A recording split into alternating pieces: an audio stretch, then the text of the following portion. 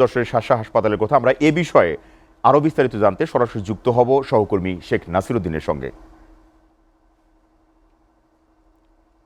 নাসির, হাসপাতালের অনুমোদিত জনবল কেন পূর্ণ করা হচ্ছে না, এ বিষয়ে সংশ্লিষ্ট কর্তৃপক্ষ কি বলছে জানাবেন। জি সোহেল রানা, ধন্যবাদ আপনাকে। আপনি আসলে যেমনটি বলছিলেন, এটি বেনাপোল অর্থাৎ শার্শা নাভারণ স্বাস্থ্য কমপ্লেক্স। আসলে এই স্বাস্থ্য কমপ্লেক্সটি যেভাবে চলছে, আসলে এটি বাস্তবে না দেখলে বলার মতো না। এই শার্শা প্রায় 4 থেকে 4.5 লক্ষ মানুষ এখানে বসবাস করেন। এখানে সরকারি বিভিন্ন কর্মকর্তা কর্মচারী তারা এখানে বসবাস করেন।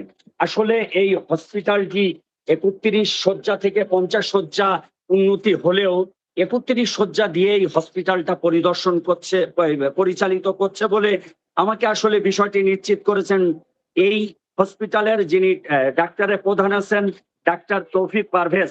পাশাপাশি তিনি আমাকে আসলে যেমনটি আরো বলেছেন যে 101 শয্যা সরকার ইতিমধ্যে ঘোষণা করেছে।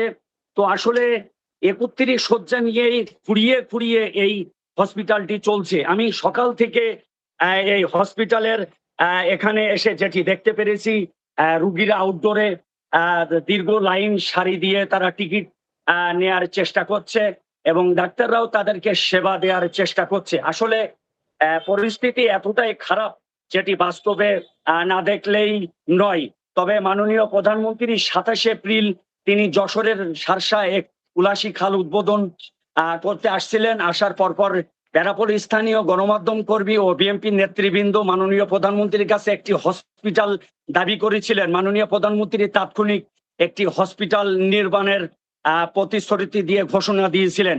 স্বাস্থ্যমন্ত্রী বিগত 2 বার বেনাপোলে আসার কথা ছিল, বন্যার কারণে স্বাস্থ্যমন্ত্রী আসতে পারেনি। আসলে এই যশোরের নাভারণ যে স্বাস্থ্য কমপ্লেক্সটি আছে, এখানে রুগীরাও যেরকম কষ্ট পায়, এখানে ডাক্তাররাও সেবা দিতে হিমশিম খাচ্ছে। এখানে জনবল কম, এখানে অ্যাম্বুলেন্সেরও সমস্যা, এখানে সবকিছু মিলেই এখানে একটা ঘোলাটে অবস্থা পরিবেশ বিরাজ করছে। আসলে বাংলাদেশের বৃহত্তম স্থলবন্দর বেনাপোল, সরকার সিংহভাগ রাজস্ব পেয়ে থাকে এই বেনাপোল দিয়ে। কিছুদিন আগেও আমরা দেখতে পেরেছি বেনাপোল বন্দরে একজন শ্রমিক মারা গেছে। তবে এই স্বাস্থ্য কমপ্লেক্সে ক্রিটিক্যাল কোনো রুগী আসলে তাদেরকে যশোর অথবা 250 বেডে রেফার করা হয় বলে এখানে স্থানীয় রুগীরা আমাকে জানিয়েছেন। এই ছিল সর্বশেষ যশোরের নাভারণ স্বাস্থ্য কমপ্লেক্স থেকে। নাসির, আপনাকে ধন্যবাদ।